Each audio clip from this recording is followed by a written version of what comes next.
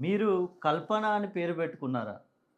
కల్పన అని పేరు పెట్టుకున్న వారి విశ్లేషణ గనుక చూసినట్లయితే ఏ విధంగా ఉంటుందో ఒక్కసారి చూద్దాం. ఇక్కడ కల్పన పేరు తీసుకున్నట్లయితే చాల్దియన్ సిస్టమ్ ప్రకారం దీని వాల్యూస్ ఏసుకున్నట్లయితే మనకు ఈ విధంగా వేసుకోవచ్చు.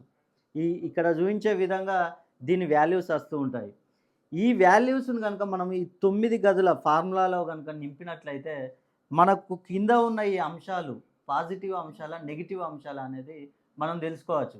ఇక్కడ గనుక చూసుకుంటే కల్పన ఇక్కడ కే అంటే దీని వాల్యూ 2 1, 2. 2 అంటే ఇక్కడ సంతానం. కల్పనకి సంతానం కలుగుతుంది. అదేవిధంగా ఏ అంటే దీని వాల్యూ 1. 1 అంటే వివాహం. కల్పనకి వివాహం జరుగుతుంది. అదేవిధంగా ఎల్ అంటే 3 1, 2, 3. 3 అంటే రిలేషన్‌షిప్. రిలేషన్‌షిప్‌లో అందరితో కలిసిమెలిసి ఉండే అవకాశం ఎక్కువగా ఉంది కల్పనకి. అదేవిధంగా పి అంటే 8 1, 2, 3, 4, 5, 6, 7, 8. 8 అంటే ఇక్కడ అనారోగ్యం. ఆరోగ్యపరంగా సమస్యలు తక్కువగా వచ్చే అవకాశాలున్నాయి కల్పనకి. అదేవిధంగా ఎన్ అంటే 5 1, 2, 3, 4, 5. సొంత గృహం. సొంత ఇంటి కల అనేది కల్పనకు నెరవేరుతుంది.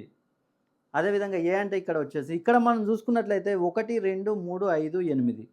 ఇవి మనకి పాజిటివ్‌గా ఉండే అంశాలు కల్పనకి.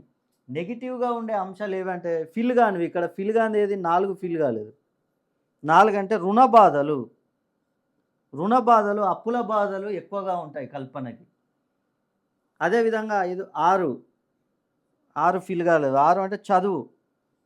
ఎంత ఉన్నత చదువులు చదివినా కూడా కల్పనకి ఉద్యోగ విషయంకొచ్చేసరికి ఉద్యోగాలు రావు. అదేవిధంగా ఉద్యోగంలో ఉన్నవారు కూడా ప్రమోషన్‌లు కూడా రావు. అట్లాంటి సమస్యలుంటాయి.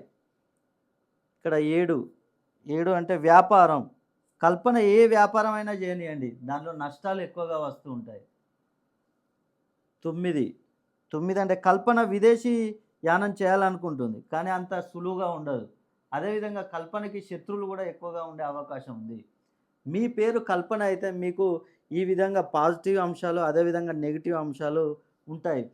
మీ పేరుని బట్టే కాకుండా మీ డేట్ ఆఫ్ బర్త్‌ని బట్టి కూడా మీరు 2 కలిపి మెర్జ్ చేసుకొని చూసినట్లయితే మీకున్న సమస్యలు పూర్తిగా తెలిసిపోతాయి. మీ యొక్క పేరులో సంఖ్యాబలాన్ని గనక మీరు 260 డిగ్రీస్ గనక పెంచుకున్నట్లయితే మీకు ఎలాంటి సమస్యలున్నా కూడా తొలగిపోయే అవకాశం ఉంది.